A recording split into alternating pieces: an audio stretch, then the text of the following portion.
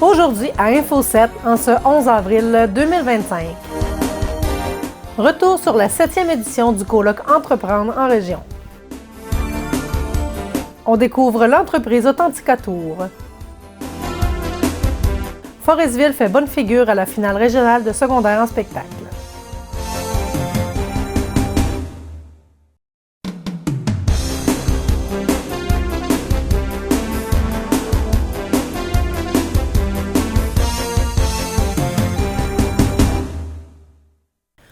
Bonjour à tous et à toutes, bienvenue à votre bulletin de nouvelles. Mercredi le 9 avril a eu lieu la 7e édition du colloque Entreprendre en région qui se déroulait à Longueuil cette année. C'est après une journée de formation de toutes sortes à guichet complet que les entrepreneurs présents ont pu terminer la journée devant un souper-conférence qui a accueilli 75 personnes. Souper fondu, soit dit en passant, offert par le domaine du Lac-des-Cèdres. Nous avons posé quelques questions au président d'honneur, M. Yves Laurentiel, ainsi qu'au conférencier, M. Dave Morissette. La soirée s'est bien déroulée? Vraiment bien, vraiment bien. Je voulais savoir qu'est-ce que ça représente pour vous d'être le président d'honneur pour la 7e édition du colloque Entreprendre en région. Écoute, c'est vraiment un honneur. C'est vraiment un honneur. Écoute, j'ai quand même... Moi, je me dis toujours, j'ai quand même rien qu'une ferme. Tu sais, je suis producteur agricole, mais d'être reconnu par les gens de la MRC, par les gens qui travaillent dans l'entrepreneuriat pour dire, ben on aimerait t'avoir comme président d'honneur dans ton village pour te démontrer un peu le parcours que tu as fait, ça fait chaud au cœur. Faut pas se le cacher, ça fait chaud au cœur. D'après vous, la meilleure force d'un entrepreneur? La résilience, puis de ne pas se décourager. Tu sais, on parlait aujourd'hui, j'ai eu la chance de rencontrer Valérie, qui est d'une 3e génération dans l'entreprise de Servé. José Beaulieu, 25 ans avec son conjoint dans l'entreprise, mais qui vient de la série Beaulieu. C'est des gens qui ont connu l'adversité, ils ont connu les hauts, ils ont connu les bas, puis ils se sont jamais découragés. Je pense que c'est la résilience, de toujours regarder en avant, peu importe ce qui arrive.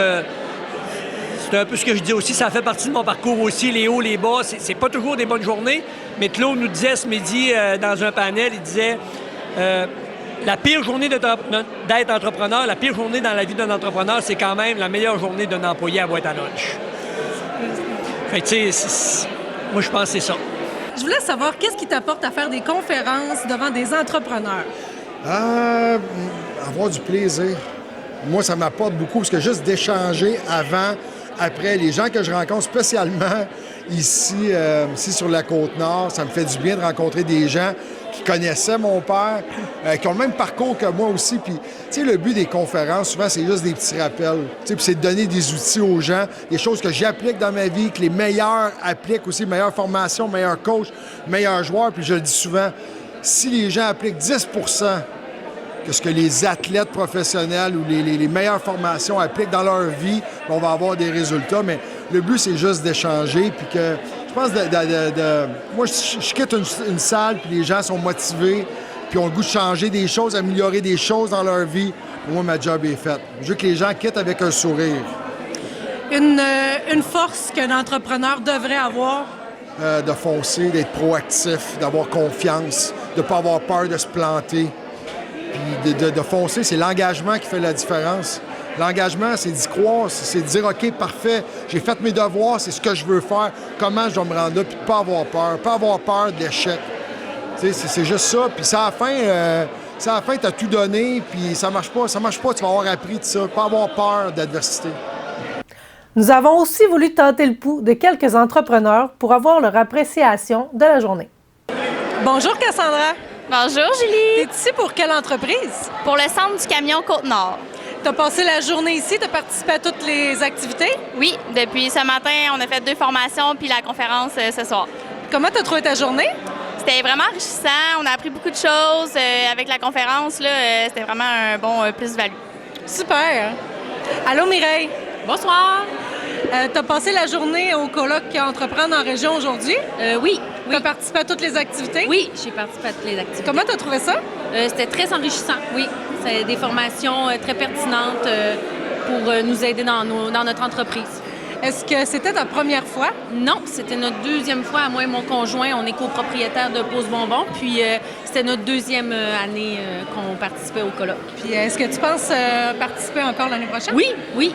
Oui. C'est On une aime formule ça. appréciée. Oui, c'est très apprécié, oui. Merci. La maître de la cérémonie, Mme Marie-Lise Bouchard, a demandé à M. Morissette de piger la prochaine municipalité qui recevra la 8e édition du colloque. Regardons qui en sera l'autre. La municipalité de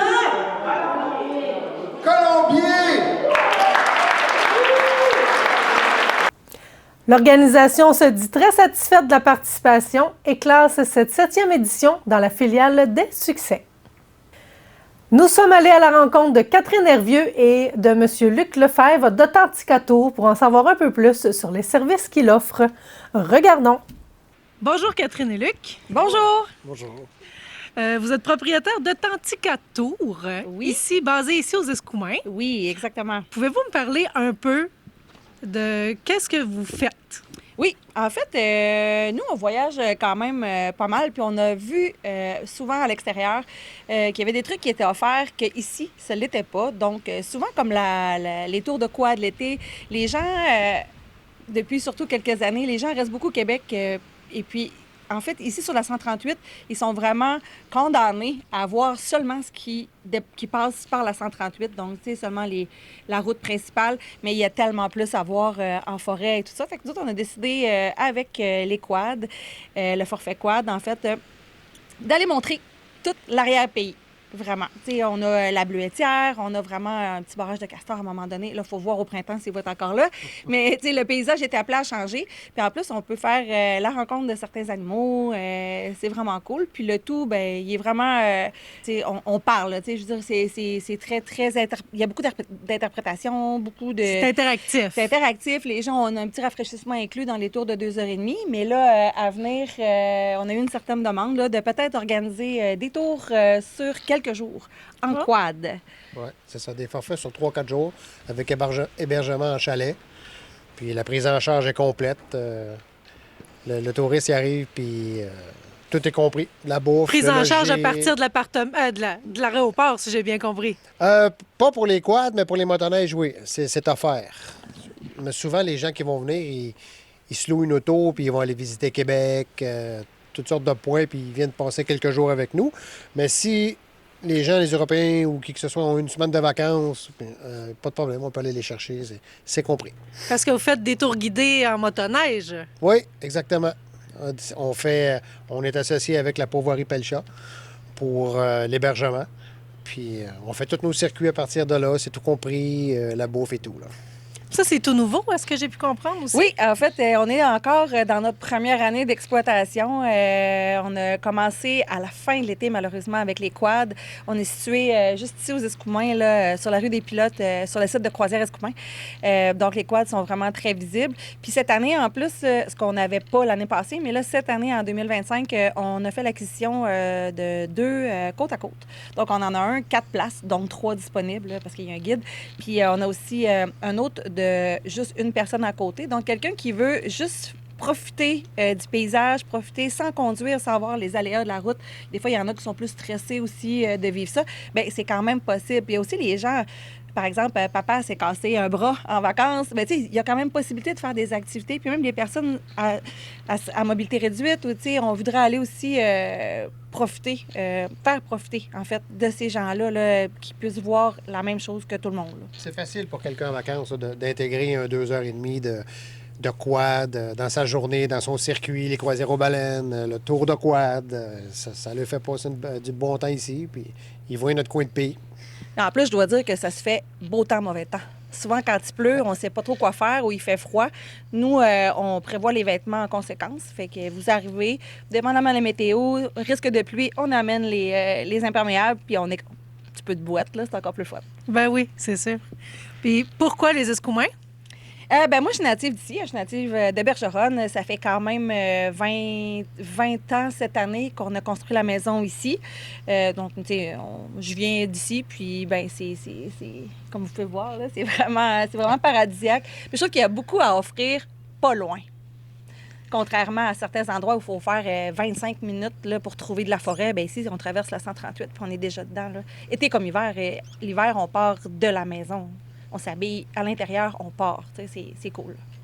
Bon, on vous souhaite prospérité. Merci beaucoup, très apprécié. Puis si les gens, même des villages avoisinants, veulent venir essayer, c'est bien. On peut faire les petits tours guidés de 2 heures, 2 heures et demie, là, ça donne un tout autre aperçu. Pour vous rejoindre, on peut s'y prendre comment? Oui, vous pouvez visiter notre site web. www.authenticoto.com. Oui, alors on peut nous retrouver là-dessus. Toutes nos coordonnées sont là-dessus, les téléphones, les cellulaires, tout est là-dessus et le courriel. Parfait. Merci beaucoup. Merci beaucoup, Julie. La grande finale régionale de secondaire en spectacle pour la Côte-Nord a réuni 82 jeunes participants issus de différentes catégories, prêts à démontrer leur talent et leur engagement envers les arts de la scène. Du côté de la Haute-Côte-Nord, c'est la Polyvalente des Rivières qui s'est démarquée cette année, avec Ariane Petitpas en chanson qui remporte la 5e position pour une bourse de 600 $. Fabrice Charret, de son côté, au piano, a remporté une 2e place et le coup de cœur des jeunes pour un total de 1 600 $ de bourse. Les 2 jeunes Forest-Villois auront la chance de se produire au rendez-vous pan-québécois d'Amqui. Je vous aime, mais je pars. Vous n'aurez plus d'enfants ce soir. Je m'enfuis pas, je vole. Comprenez bien, je vole. Sans fumée, sans alcool. Je vole, je vole.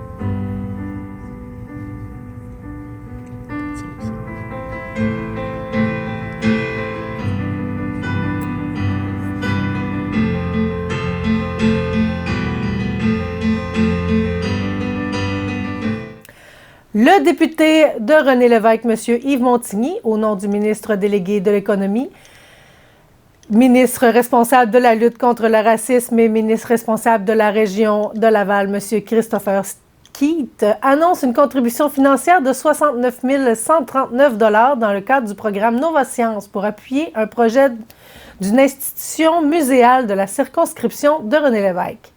Cette initiative vise notamment à développer les compétences de la relève en sciences, en recherche et en technologie, ainsi qu'à promouvoir l'innovation dans tout le Québec.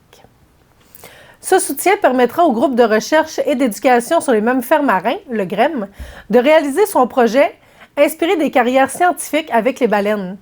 Évalué à 86 639 $, celui-ci vise à inciter les étudiants en biologie à poursuivre des carrières scientifiques dans le domaine des mammifères marins et à les outiller à cet effet. L'initiative prévoit l'élaboration d'une trousse de découverte en classe, incluant des descriptions de carrière de professionnels évoluant dans le domaine, ce qui créera des liens privilégiés avec les étudiants. Le projet se conclura par une expérience immersive avec une visite personnalisée de la station de recherche du GREM à Tadoussac. Je félicite cet organisme pour ses initiatives porteuses qui font rayonner la culture scientifique et technologique auprès de la relève.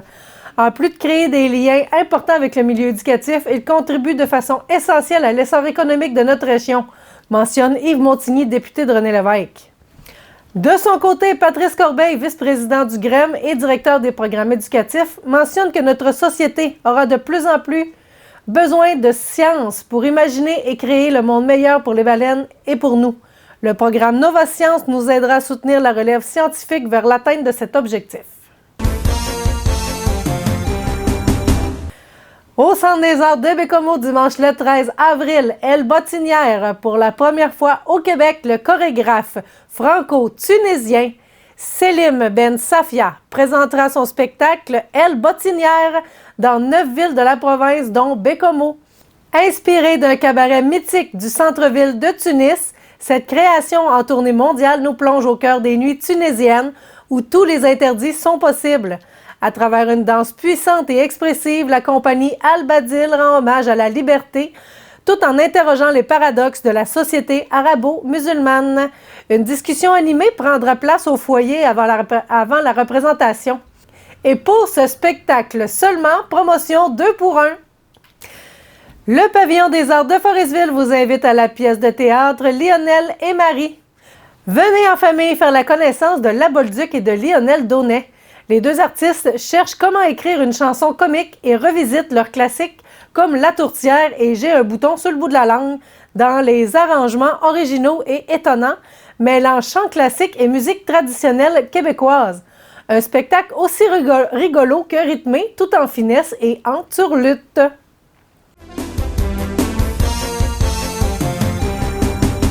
Salut Maxime! Bonjour Julie. Tu viens nous parler de sport aujourd'hui? Bien sûr, comme à l'habitude, ou presque. Ou presque. Coupe Chevrolet? Oui, comme Chevrolet, écoutez, d'après ce que rapportait le Haute-Côte-Nord, en effet, il y a 3 des 4 équipes féminines qui ont performé pour la Coupe Chevrolet et 3 équipes sont arrêtées en quart de finale pour leur parcours. On parlait des championnats provinciaux de hockey Québec, ça se passait du 3 au 6 avril. On avait les régions du Saguenay-Lac-Saint-Jean, également Québec, Chaudière-Appalaches. Donc, parmi effectivement les formations, 3 équipes arrêtées en quart de finale. Donc, le M11 2A du côté de Dolbeau ont perdu en quart de finale 3-0 face au Dynamique de Gatineau. Également, du côté du M13-2A à Roberval, on a eu cette défaite en quart de finale en prolongation. 4-3 contre le Dynamique de Gatineau aussi. Et après ça, à Charlebourg pour le M18A, également défaite en quart de finale par la marque de 3-2 contre les Canadiennes de Montréal. Donc, 3 formations sur 4 qui ont perdu effectivement en quart de finale. Là, maintenant, on parlait des filles, mais il y a le volet masculin aussi qui s'en vient. Du 17 au 20 avril prochain, ce sera au tour des équipes masculines de performer pour les championnats provinciaux. Donc, du côté des Nord-Côtiers, on sera présent dans plusieurs catégories. Le M13-3A qui sera présent à La Chute. On aura le M13A à Mirabel, le M15-2A à Rosemère, ainsi que le M18-2A du côté de Mont-Laurier. Donc, le hockey nous amène à voyager et on a la preuve un peu ici sur papier. Également, la formation de Atanakun de Washatmak-Maniotnam qui sera là. On parle du M13-2B à Mascouche, également le M18-2B du côté de Lagardère et à Bécomo, les Vikings de Bécomo aussi qui vont performer. Donc, eux, leurs joueurs de hockey M11-2A vont être à l'Assomption et ceux du M15-2B à Saint-Eustache. Wow!